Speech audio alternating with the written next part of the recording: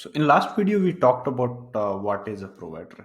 In this video we'll look through one provider documentation and find out how to use those providers and what they are. Uh, so so there is something called Terraform registry. Think of it as any other registry, right? You have npm registry, you have Ruby gems, and stuff like that. So you can get those providers or plugins or modules. Modules is a low data. Modules, we'll talk about modules later, so let's not call these modules.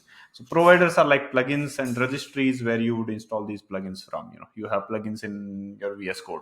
You install those. Similarly, you have plugins here and you can install those. So let's look through AWS provider, look through their documentation and see, like how to use that provider. So I'm on the registry page. It says it's an official. That means that it's created by HashiCorp. This is an official AWS module. Anyone can publish their uh, sorry, not module, official provider. You know, we'll talk about modules later. Apologies for the slip up. So this is an official provider. It says lifecycle management of AWS resources, EC2, Lambda, EKS, ECS, VPC, whatnot, and more. This provider is maintained by HashiCorp AWS provider team. Okay, and this is the source code.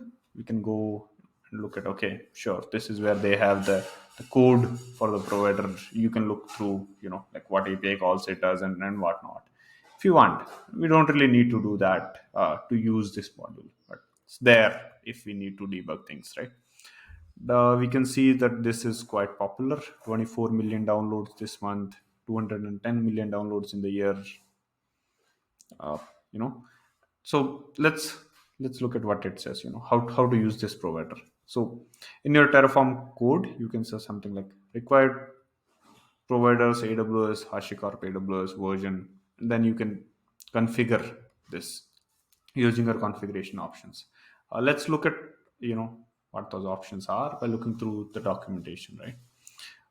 In this same stuff, you can configure your region, you can configure your VPC, cider block, like. But you see, like you're saying, use provider AWS, this is the version, this is the region, and then you say resource AWS VPC, right?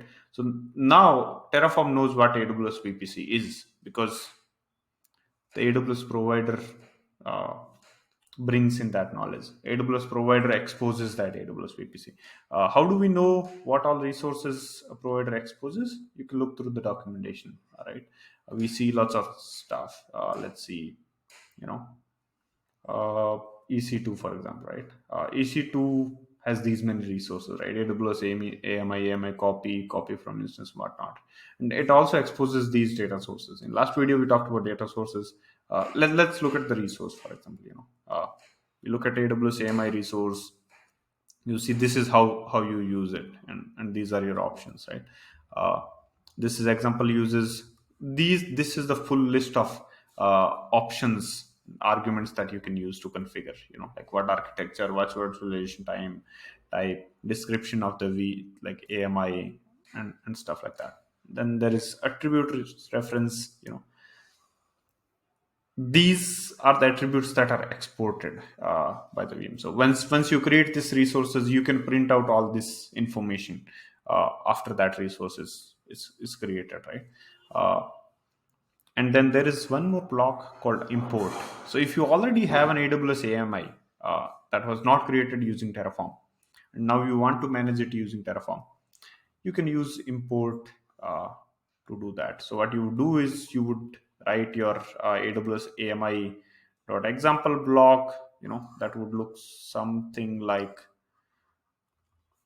what they have in the example. Like you would create a resource like that. Then you would run the command to tell a Terraform that this is my local reference, and this is my remote AMI ID. I don't want to create a new one, just import this one into this one, and then you can basically change your example resource definition, and then apply, and that would update this, right? So import is really handy when you are trying to manage infrastructure that is not created by Terraform. It has lots of stuff, like you can create a fleet. And so those were resources. And then there is a data source as well. So you see data AWS AMI example. So you can get, like ID of AMI. Let's say you are creating another resource where you need AMI ID, right? You need other stuff like tags and whatnot. uh, you can use this data source to query that data from AWS. And again, arguments, attributes, what all you can use. So that's just EC2, right? Like similarly, you'll see other resources as well. And then there are guides. You can look through these guides to uh, know how to do things. Another thing that I want to point out is that AWS has a really good uh, learning modules, right? For providers. So they provide a guided hands-on training for popular providers like AWS, Azure, Cloud, and stuff like that. So you can go through these tutorials to know more about the provider itself.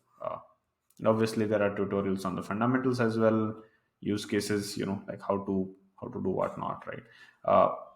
But I'll leave that up to you. You can go through this. Like this is the learn.hashicorp.com. Uh, that's where you will find that. That's all. See you around.